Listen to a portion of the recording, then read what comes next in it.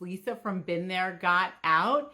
And I hope my guests can get on tonight. They're actually some good friends of ours who have a ton of credentials between them. A lot of you know them already. It's Dr. Barb Hughson. I see you, Wayne. Good, good, good. At least I have one person here, and I'm hoping that I can get both. Didn't let one person in. It kept bumping. So let's see. Hopefully, Dr. Wayne. There he is. How long has it been? Okay, wait. I see Dr. Barb. Let me get her in here too. Okay. All right. Let's see if I can get both of you at once because, like I was saying, the last time we tried this, when one would come on, it would bump the other one off. Hey! It worked. Oh my Today's gosh. a lucky day, Lisa. Yeah. Well, yes. For more than one reason. Like, it's so good to see your shining, smiling faces together. The Fab Four without Chris. He just joined. He's only allowed to listen because we know how Hi, chatty Chris. we get all. Hi, Chris, who listens. Hi. Oh, well, welcome everybody. And we are so glad to have Dr. Barb and Dr. Wayne back. They have been tremendous support for this community. And they also just came out with a book this year. And one of the topics they're going to talk about is something we need help with more than anything. Those of us dealing with high conflict divorce, separation, custody battles, and I call it co-parenting hell, can use any resource because the biggest pain we feel is for our children. And so with that, can each of you introduce yourselves? Dr. Wayne, why don't you go first, and then Dr. Barb, and then let's get to it. All right. I'm Dr. Wayne, and I've had a fabulous career as a teacher from preschool to grad school. And I'm doing mindfulness instructions now. And with Dr. Barb, we have an organization that helps people deal with resiliency. That's me. Awesome. Your turn, Barb. All right. I'm Dr. Barb, and I've been on a few times before, so thanks for having us back. I do lots of things within the court system. I'm a family law mediator, so I mediate cases with parents, and I come from a background as a child and family therapist for over 25 years. So I had my own practice working with kids and families, and I'm also a parent coach, so I'll work with parents separately or together if they need some support with parenting issues. And I also do leadership coaching. So I also work with leadership organizations, and parenting is leadership. So it all weaves in together. Yeah.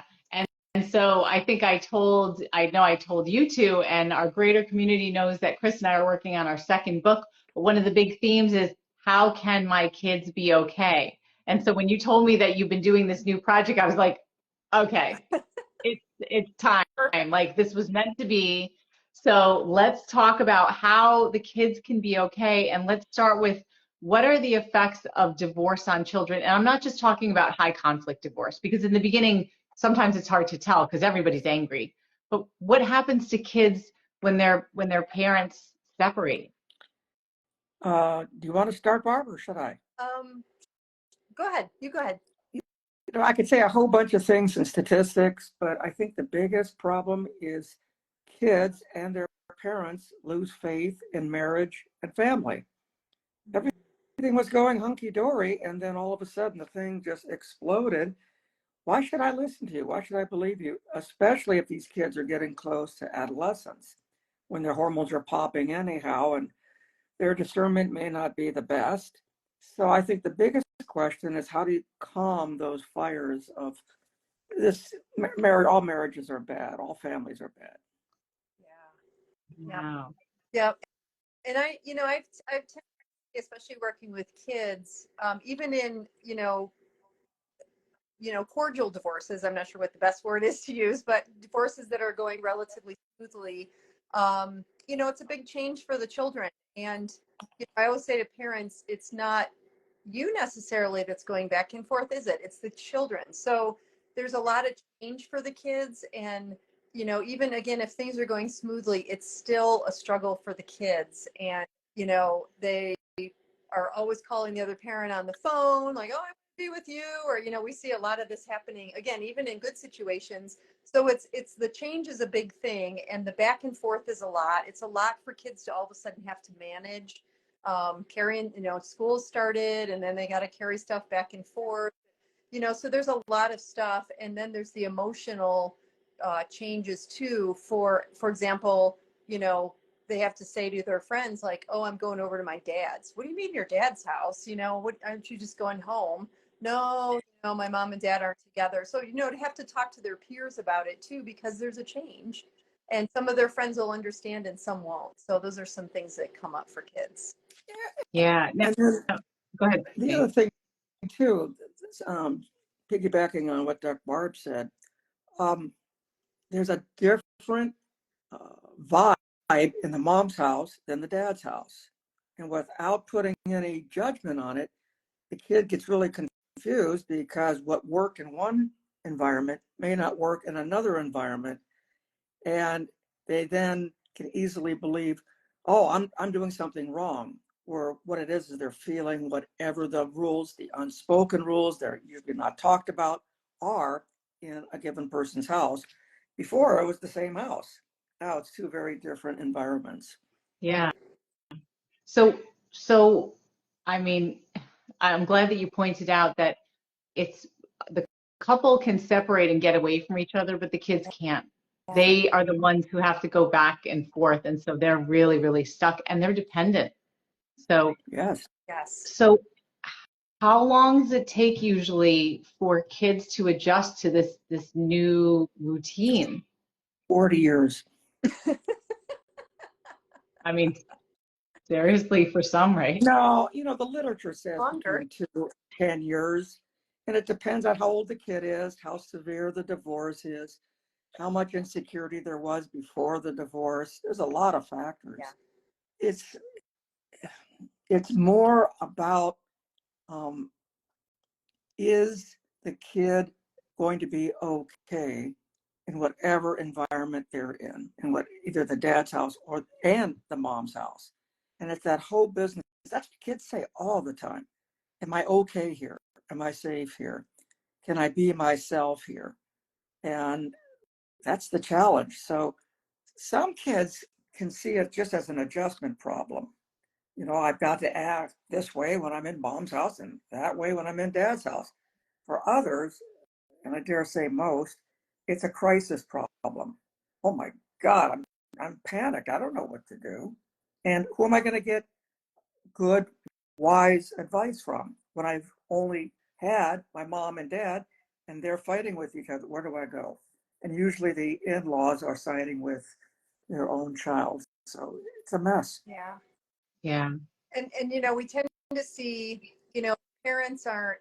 I'm a big fan of self-care. I'll probably use the phrase again when we're talking, but parents have to take care of themselves in this situation, and when they're not, oftentimes they're just caught up in, the paperwork is terrible. It's not fun. Nobody wants to do that, and nobody wants to go to court. Nobody wants to have to interact with an attorney, whether it's theirs or somebody else. And so there's just a lot of unrest and not calm. Things are not calm within themselves, and then that comes out on the kids. And kids are very sensitive, right? Even young children can pick up on how a parent is feeling. Babies as young as 8 months old do something called social referencing. So if you're in the grocery store and this baby doesn't know if it's supposed to be happy or not, they look to the caregiver. Oh, mom's smiling. This must be okay. I'm happy with this person.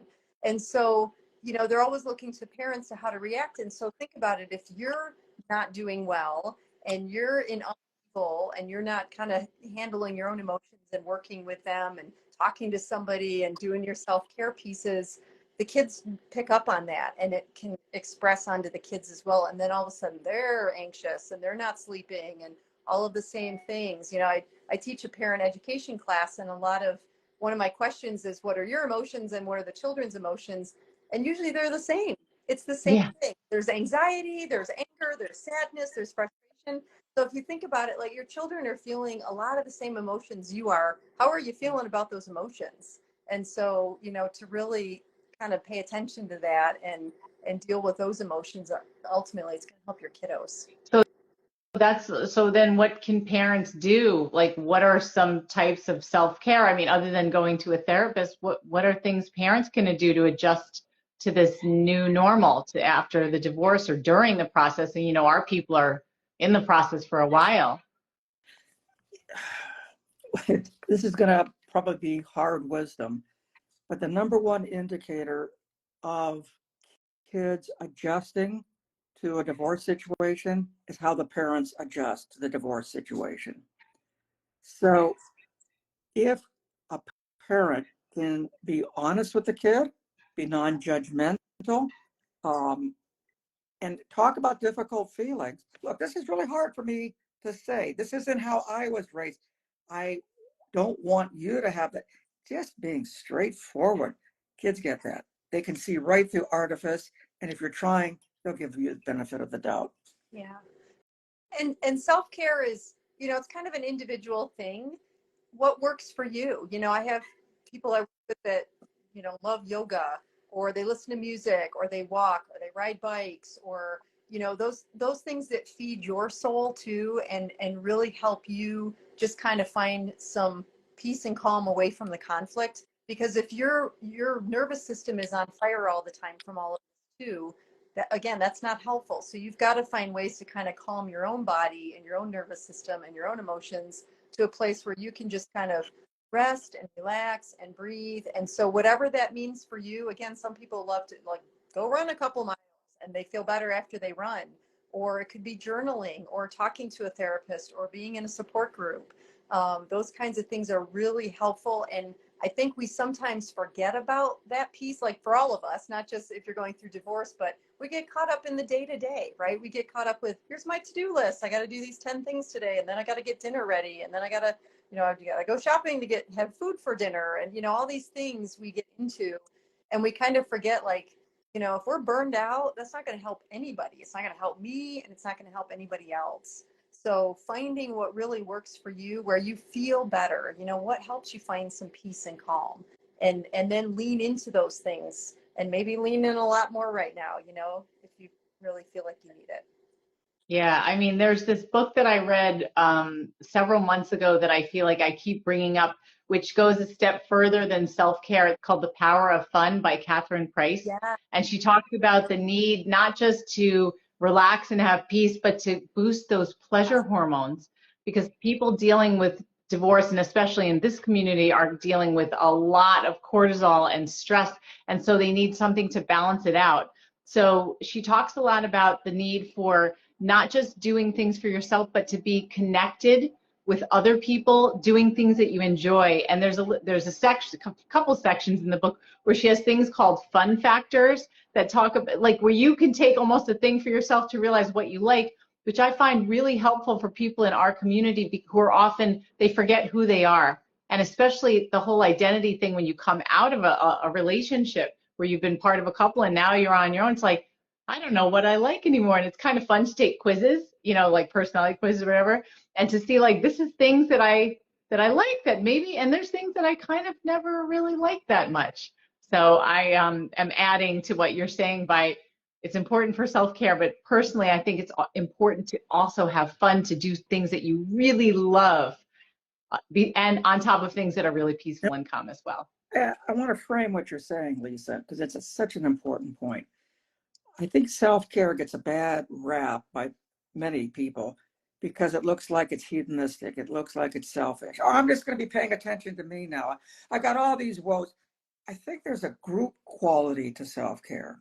And if you look at the group that's most central to your life during a divorce and after, it's the family. There's a new family unit. It's mom and kids. It's dad and kids. It's schlepping back and forth. And I think it's so important to elevate self-care, to talk about new family traditions. Is it board games? Is it, we're going to see which dessert we can hold off on the longest after dinner? What do you make a new tradition? It's unique to that family, because the thing that a kid is really suffering from, and all the kids that I see, is, did I cause this? Am I responsible for it? Why wouldn't they think that? because all of a sudden they went from two parents to now the two parents are in different houses, and there's a lot of animosity. So I think if you can either keep some of those traditions, whatever it is, the birthday parties, the school events, extracurricular, knowing your kids' friends' name goes a long way towards collectivizing what that self-care looks like. Yeah, and you know what you just said makes me think, like, I love the idea of new traditions. And think about how whenever we, even as adults, have something to look forward to, it boosts our mood. So when you, and as a teacher, I think about coming up with things together. It's the same thing with traditions. You could sit with your kids and be like, let's do something. How about we have a new ritual? Like, what could it be? And get some ideas. And so they feel part of it, because we also have to remember that there's a loss of control. Kids who are in the middle of this feel like they don't have control over anything. So if there's opportunities that you can give your children to maybe choose things that are really fun, then maybe that would be helpful as well. And I think too, I have, I'm in a wonderful phase in my life where I'm a grandparent.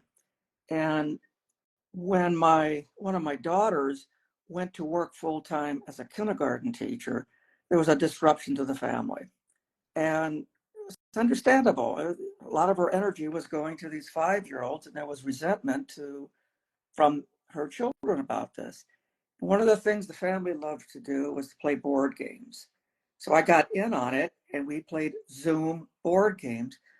I am the worst board game person in the world. I've been accused of cheating. It's not cheating. I'm just stupid. I just don't know how things go. I don't have good strategy. We had such a good time. Friday board games on Zoom, new family tradition. Love it. Yeah, I love that too. And you think about, like, humor. Think about the times when you last had a really good belly laugh, when you were with friends, when you were at a comedy show, I don't know, just something silly happened and you just laughed out loud. How did you feel? That is incredible. And like you said, it just kind of raises the endorphins. You feel better. You feel lighter. And so we need more of those. And I know it's so hard when you're in the thick of all of this. Everything feels like so dark and deep, and it's a downer and this weight on my shoulders. But it doesn't have to be. You can choose to have these moments where you can have some levity and just laugh and have a pillow fight with your kids, or anything kind of silly, coloring games, run around outside, get on your bikes. I live in a small mountain town, and oh my gosh, the parents and kids are either on the river or they're on their bikes. They are outside all the time, and they're playing till the kids get called in at night when it gets dark. That's how I grew up. Me And too. we've gotten away from that. And it's like, oh my gosh, we just ran ourselves ragged, and it helps your mood. It really helps everything. Yeah. And what you said about laughter, I'm shocked that Chris hasn't written the comment, because that's something, not with kids, but when we first met, I was like telling him, I'm the kind of person, I don't really laugh out loud that much. And then he had me laughing. Literally, I was on the floor laughing. And I feel like that's part of what made me fall in love with him, because he's so funny. So anyone that you can be around and your kids can be around that makes you laugh, oh, it is such a pleasure to be around funny people. Healing, isn't it? Yeah. It is. It is. It's Yeah. wonderful. Yeah. So great. And find people with a sense of humor to be around. That's right. Yeah. So what are ways that parents can help with things like that, not just for themselves, but to encourage their children's emotional stability? So they can hopefully work on their own, but what about, how do we help our kids get to those points? Because they're not going to be interested in the same things necessarily. Barb? I think, health, again, it kind of ties in, like, find healthy ways to cope. And again, so when you notice your kids are feeling like they're really heavy, or they start making snarky comments, or, you can just tell that they're a little off, then, find some ways to cope with that. Again, what are some games maybe you guys played? What are some activities that you guys have done that feel lighter? And think about, like, oh, remember when we, went outside and we made a hopscotch game on the sidewalk? Let's go do that. Let's go do something fun and totally silly, and just like get out of the house and let's kind of change the mood and do something a little bit different. So it's all kind of the same kinds of things, right? Healthy ways to cope with these emotions when they come up. And remember, you're always a role model. So you should be doing these things kind of all along anyway, and they're going to see you doing these things, and then they think, oh, mom does this or dad does this. It's okay to do this. And Yeah. I want to underscore something that Dr. Barb said. This is so critical. It's like really difficult to do what we've suggested, to be silly when my life is a puddle. What are you talking about? And we are both fans of embodied change. Start with your body. So one thing I do with kids that's amazingly successful is shaking. So I just put my hands down by my side, by my waist, and I start shaking my hands. And then eventually the hands go up to the shoulder, and eventually they go up over my head, and they go to the right, they go to the left. And the kid doesn't know it, but I'm having him shake for a minute. And then I try to outshake them, and we get into a shaking cut. It's the best remedy for anxiety. And Really? it shows that you can be silly doing something really mundane for a short period of time. The mood will shift 99.9% of the time. And if you're like most kids and the parent doesn't mind, they'll shake on the bed, they'll shake on the couch, they jump up and down like it's a trampoline. They're having fun. And I think that's an opportunity for the parents to stop whatever they're doing and equally have some fun. You're reminding me of a game I remember seeing when I was little, where people would lie on the floor and they put their head on someone else's belly. Yeah. And everybody, do you know that? And they'd go, ha. And you have to go, ha. And it sounded so stupid, but then people just ended up laughing. You can't help but not laugh. So dumb. That's great. Yeah, I haven't thought about that since the 1970s. The other thing I want to say too is just endorse curiosity. And young people are very curious about the world, and their parents may be less curious because they're going through this tremendous burden of trying to sort out their lives and their finances and what to expect. But a kid is still a kid, and developmentally, they're curious about how things tick. So I regularly ask kids, any bugs you've met lately? They'll tell you. They will tell you about their bugs and butterflies that are on their nose or whatnot. Be curious. Yeah. Yeah. I was going to ask you back to what you were saying about being silly. What do you do with teenagers though? What do you do with the kids that are not really kids and they're like, this is stupid. I don't want to do this. Because remember, I taught high school. Are you happy with not doing it? Because you don't look really happy right now. I choose to be happy. So if you're choosing not to be happy, okay. But if you ever do choose to be happy, I've got some winners on you. Good. And as they care about something, there's always something that they're interested in. So figuring out what that is. Is it a video game or music or, a type of genre of literature that they like, or, who knows, maybe they like to draw. Tapping into something like that with them. So, maybe you have a child who's like a really good artist and you're maybe not so much. You can say, I would love to learn how to draw as well as you do. Could you show me some things? Like, can you teach me some things? Because I would love to learn, and you're so amazing. I know you didn't get that from me. So if you could show me, that would be great. And, empower them. Teens want to be heard. They want to be valued and respected, just like we all do, but they're in that figuring themselves out and identity stage as it is, and giving them a chance to teach us and show us things that they know and that's really interesting to them, instead of like, oh, that's silly, I'm not going to do that, or I don't care about that kind of music. Be like, I don't really listen to this type of music. Why do you like this? Or can you tell, like, what do you listen for? Do you like the lyrics or the voice? Like, just start having a conversation. Again, that's the curiosity, but really tap into what they like and what they enjoy. And it's amazing once you do that, that can open up some doors. Yeah, for sure. I'm thinking about an interview I did with a child psychologist a while ago, and she talked about how kids, just like many people, have the need for two things, control and attention. And if you spend just 10 minutes a day doing exactly what you just described, finding what they're interested in and saying, here I am, show me this. Like, I will play this video game with you. I will draw with you. I will hear your, whatever, your story, anything, but I'll do it. Like, I'm yours. That's a way to keep connections with kids. Yes. We have a program specifically designed for renorming the family after a chaotic event, divorce being one. And it's called Each One Teach One. So while there's a third party, us, we're the neutral party, the kid teaches one of us and the parent something that we can learn.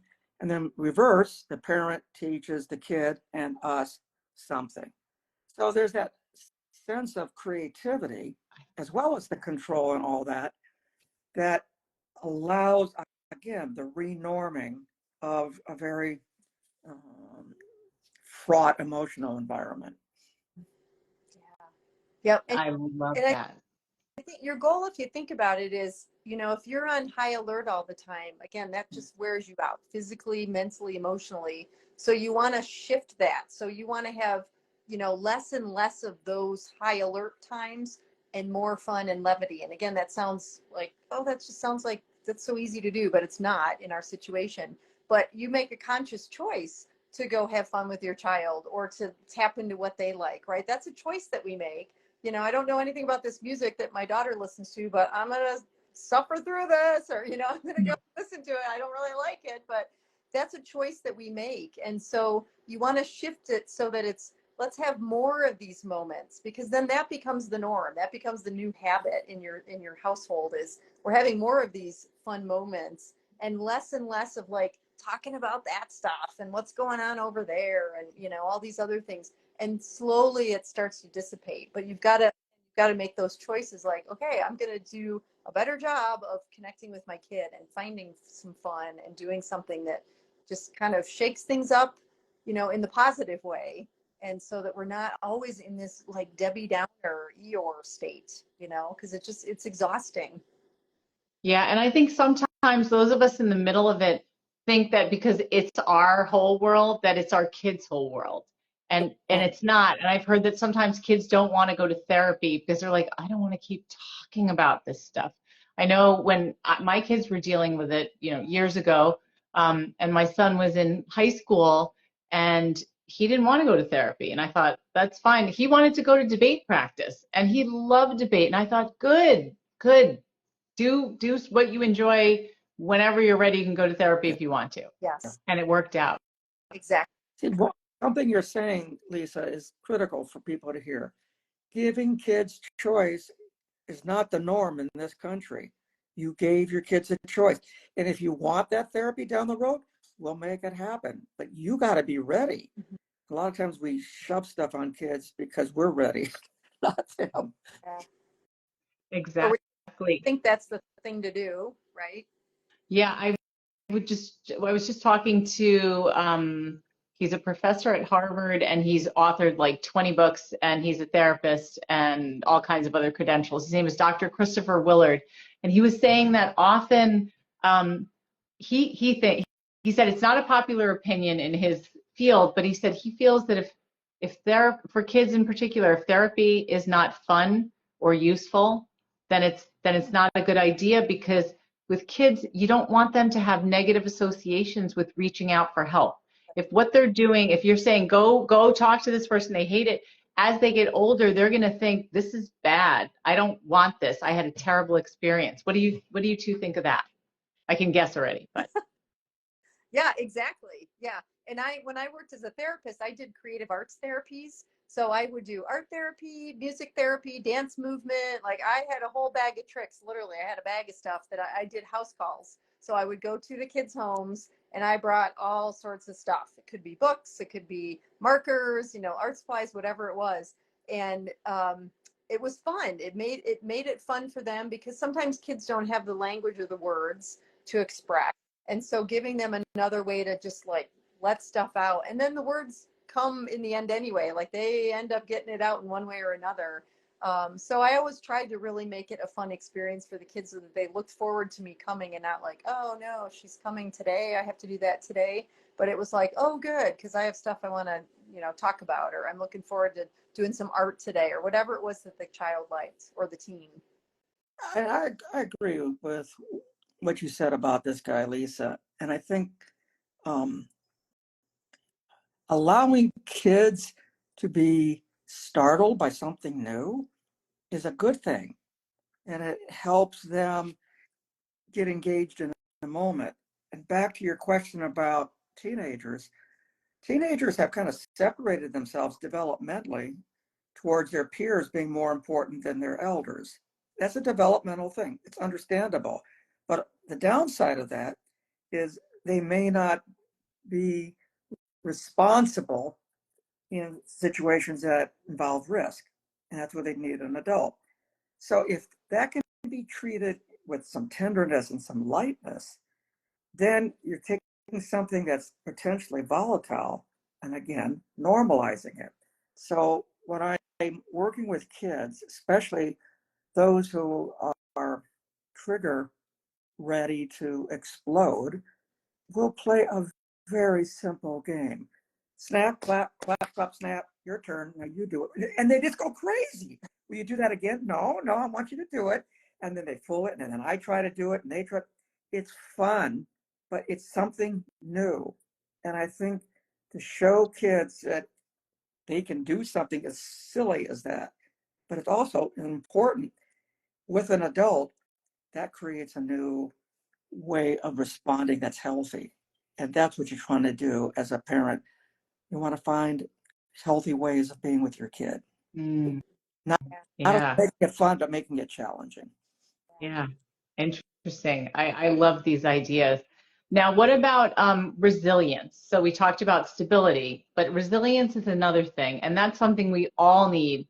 We need for ourselves, but we especially want our children to develop because I know one of the biggest fears and issues that our clients and people in this community deal with are when my child is at the other person's house. So we're not a family together anymore. We're not intact and I can't protect him and there's terrible things that might go on. How is my child going to be okay without me there to shelter them and to shield them? Why do they need to be sheltered and shielded again? Explain that again. Go ahead, Dr. Wayne.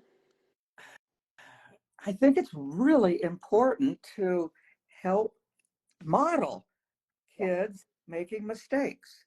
Oh, I just made a mistake. And to verbalize that, to give language to that. And when a mistake happens normally, oh, my bad. I've been doing a lot of that lately. Kids will identify that it's okay to make a mistake, correct, and go on.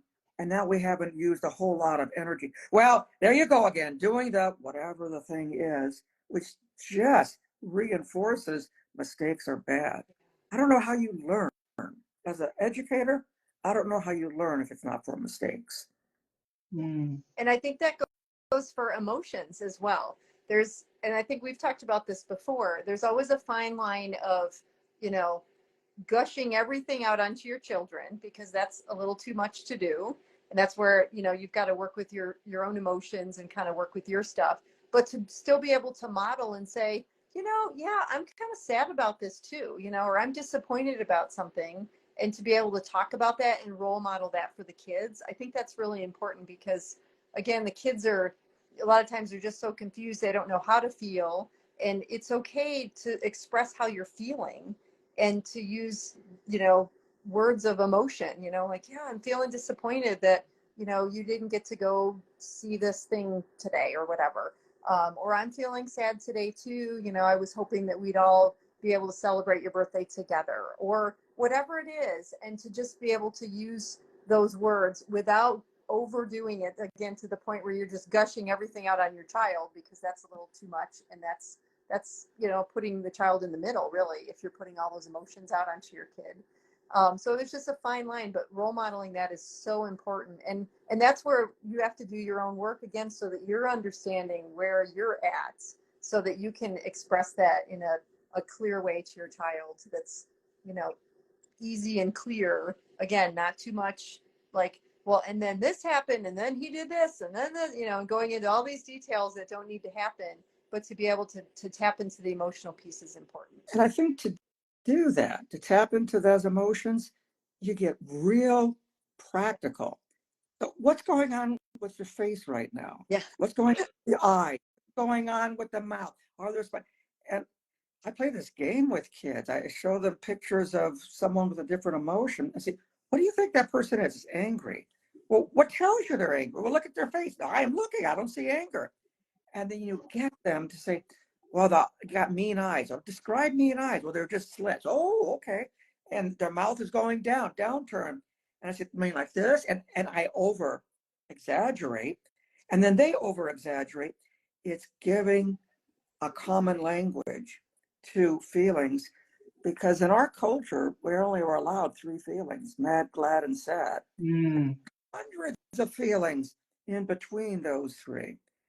And if you can get the kid and the parent to identify not only the physical features of the body during an emotion, but the nonverbals. Oh, that person just looked away. I wonder what that means. That helps make them more sophisticated about emotions that can be quite confusing. Yeah, Yeah. I think about something I read about how important it is to be able to have a name for the emotion, like a very specific name, because it's almost like when you realize what something is, there's that epiphany of like, that's what it is. Like, I feel better. Now I know what that name is. Yes. And so with emotions too, like the obscure emotions that people might not realize, it's like, yes, that's what it is. It's validating. Yeah. It's valid. It is. Yeah. Yep. You know, it's funny. I had a game. I don't have it any longer, but it was called the Mad, Sad, Glad game, and it had all sorts of emotion cards in there. So it was not just mad, sad, glad, but it was all sorts of emotions. So it introduced kids to a variety of things besides mad, sad, glad, because again, those are the three that we tend to talk about. And kids loved it. Like, again, just like what Dr. Wayne said, like, look at the facial expressions. Well, what does that feel like? Can you give me an example? Can you think of when maybe you felt that way? You know, you were confused about something. Well, yeah, when I was sitting in math class and I didn't know what was going on and I felt lost, and then I started to get a stomach ache, and you know, and they can share stories about all of these emotions, I'm sure. And so to be able to really have those discussions with kids so that they can really tap into that and to be able to verbalize it. So the more you're able to do that with the kids, again, you're role modeling that. And it's okay to say, I'm feeling frustrated or I'm really angry right now. That's okay. It's all right to say that. And you So develop a family ritual. Again, going back to the renorming, it could be something as simple as, well, mama's not a happy camper now. That's a neutral way to say anything you go say next is going to probably make for explosion. Happy camper is our way of code. It's a code. And to allow kids to understand that code, you got to give them permission. So happy campers are code. Don't go past that line. We expecting kids to understand what the line is if it hasn't been talked about, if it hasn't been modeled and reinforced. yeah, what you said before about Dr. Barb, about explaining I'm really upset right now. That's completely different from falling apart in tears in front of your children. And can you tell why? I mean, I know why, but can you explain how it's different, like losing it and really crying versus saying I'm really sad right now? Well, I think again that goes back to just kind of normalizing. Like, it's okay to have, you know, it's okay to be really upset, but to be able to say it in words, and you know, like we'll say this to little kids, right? When they're having a temper tantrum or they're upset, you'll say, use your words. It's so say to little Say kids. it to adults sometimes too. What's that? Say it to adults sometimes too. Yeah, use your words, being able to verbalize those things. And, you know, I've had people say, like, is it okay if I cry in front of my kids? Well, that's a normal emotion. Again, you don't want to turn into leaning on your kid and expressing all of this adult court stuff to your kids, which has happened with parents that I've worked with. You don't want to do that. But it's okay to say, like, you know, I'm feeling really sad right now. Like, just a lot of stuff is coming up for me. And, you know, I'm really sad about X, Y, and Z. And so sometimes I cry. Sometimes it happens. And again, what Dr. Barb just said, I'm feeling sad now. It's important to tell the kids, give them the green light that they don't have to fix That's mom. She's that's feeling, Exactly. mom's feeling sad. Okay, that's not going to last forever. It's in this moment she's sad. There's a valid reason. Can we get on beyond that? yeah, And I think you got to say to the kids, oh, don't fix me. Just recognize that I'm sad right now. yeah, Have you ever been sad? yeah. Yeah. That's right. I mean, that's so important because I think in these situations, uh, kids sometimes get leaned on inadvertently and feel that they have to emotionally support a parent, which is a really bad relationship dynamic to get into because your kids will start thinking that that's normal, that they have to be supportive of someone else's emotion, and they will be drawn to relationships where that's the same dynamic of like, whoever my partner is, my role is to make them feel better, and my needs don't really matter. Yeah. And I know it can be challenging in situations where I've had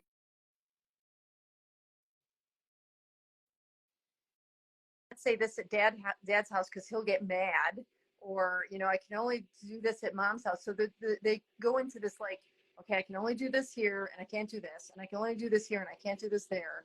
And what a burden for the kids, you know, to have to do this juggle where they have to figure out like, well, I can't do this at dad's house because, or I can't say that because he's just going to get mad at me. So what is that saying? Like, you can't express your emotions? Guess you can't express your emotions at dad's house because dad's going to get mad. And so I've seen that happen a lot of times. And so, you know, that's again where it's helpful for kids to work with someone if they're willing, you know, to be able to learn how to like navigate this when you've got two such very different households, and they've figured out like, oh, don't do this here, or don't say that there, or, you know, yeah, mom's crying all the time, so I need to stay at mom's house because I got to take care of her because she's really sad and upset and I got to take care of her. So yeah, it's, you know, we just have to be wary of those things. So that actually came up today in an earlier conversation um, with someone, and I'm going to ask you this question. It's perfect timing. I didn't even think about it. But what do you do when you're one parent and you see that your child feels emotionally responsible for the other parent, where they'll say, "Ooh, I better check in with that other parent because I think they're going to get upset with me if I don't do what they want, and I better ask." And there's this enmeshment with the other parents. The one who's not doing that, is there anything they can do to sort of guide their kids through that? Like, because they feel so helpless. Oh, I was gonna say, go ahead. Okay, I can take a stab at it. It's hard. It's tremendously hard. And I think the counterbalance, the anecdote to that, is to ask a question that's probably not been asked of a child before. And that is, what do you think? Are you in alignment with your core beliefs and core values? You've got some family beliefs and family values that have been given to you by your parents. And this is especially critical during adolescence when kids are experimenting with what's mine that might be different than the family value. Totally healthy. But if you can get into those conversations about what are my core values and am I aligned to it? So it's helping out this troubled parent part of my value. Is that really important for me? And staying true to who I am. Then, if they can get to, they understand that, find a neutral place where you can get reconnected. So that could be someone that's safe with both parties, an auntie or an uncle or a coach or someone that you can just say, I need to be realigned in whatever words make sense. If you can't do that, go to the bathroom, turn the water on, flush the toilet 10 times, and get close with yourself. Get centered with yourself. You can do it by yourself. And yeah, you can teach a kid that. That's the resilient stuff we do. Yeah, that makes me think of, um, I'm thinking now, if that happened, I would, based on what you started saying, I would also think about relating it back to a kid situation with a friend without talking about the other parent. But like, I think about things with my own life and with my daughter, where I want her to feel like she's not responsible for the depressed kid who is just always complaining about everything. She's like torn because she says, I feel so bad for this person. I want to help them. Yet I would say, but how does that person make you feel? What are they bringing to the table for you? Like, what is a friendship? What do you look for in a healthy friendship? Do you want to be the person, like, does that make you feel good to just be around someone that's really, really upset, or do you feel responsible? Yeah. Yes. Yeah. No, that's great. It's like it's almost again that discussion about what do you have control over? Like if your friend's crying and stuff a lot, are you the one person that's gonna have to be there to fix it all the time? Your friend who's 10, you're 10, whatever, are you the one that has to fix that? Or what are some things that you can do to make her feel better but not be there all the time, or feel responsible, or oh my Mm. gosh, that's a big burden for the kids. And that is the situation they get in with the other parents sometimes, like, oh my gosh, I need to be at dad's house because he's upset, or I need to be at mom's because I got to take care of her. And it's just, again, that's the kids are in the middle, and that's, we want our 10-year-olds to just be 10-year-old children. And that's not their responsibility. And so for them, it's almost also like learning about, I always use the example of, you're in a boat floating down the river and somebody falls out. Is it your, are you supposed to jump in to save them? You always say, like, someone's in the river, you don't jump in to save them, you throw them a life preserver, or Mm. reach out with an oar or something to get them to grab it to pull them back in. Because if you jump in the river, you're just jumping in, and who knows what might happen. Now there's two people in the river. So staying in your boat, and I use that example with kids too, like, you want to stay in your own boat, it's okay to help. You can throw a little life preserver, you can do something that can help, but it's not your responsibility to jump in and help them. Those are their emotions or whatever's going on for them at their house. That's their thing, and you can't fix it. We can't fix everybody's stuff. So it's important to stay in your own boat and figure out what can you do that can be helpful, but that you're still safe and that you're still, protecting your emotions, if you will. Right. And it's almost like, how are you jeopardizing yourself Exactly. if you went If there? you went there. Yep. Yep. Yeah. Yeah, interesting. Stay Interesting. Well, tell everyone about what you're up to now. I don't know if you want to talk about your book or this new program. I mean, this is fascinating. As you've been talking, you probably know I'm taking tons of notes. Yeah. Well, we have our new book came out not too long ago as well. It's called Claim Your Yeah, Light. I have a copy. I don't have the copy right next to me, but yes, Yeah. I have it, read it, loved it. Yeah. And so we talk about our three keys: grit, growth, mindset, and empathy. And we've got our own little stories in there. And we just recently started an Instagram channel, Great Masters Inc. and INC, Great Masters Inc. And we're going to be doing generosity stories. And so we just Ooh. started that this week. And so we're just sharing stories. And we're looking for people to share their stories back with us. So follow us, share it. And we're going to be on a couple days a week and posting other things during the week, just trying to spread some kindness in the world too. Well, that's always It's, it's our intentional way of trying to stay reasonably alert to what's going on. There's a lot of dangers right now in the world, and it's easy to fall prey to negativity. There's so many dangers. How am I going to stop it? I don't think any one person can stop, but we have a belief that if you intentionally are looking for generosity, kindness automatically follows. So in telling a story means we've had to think about a story or be open to a story. And that is regardless if you're an adult or a kid.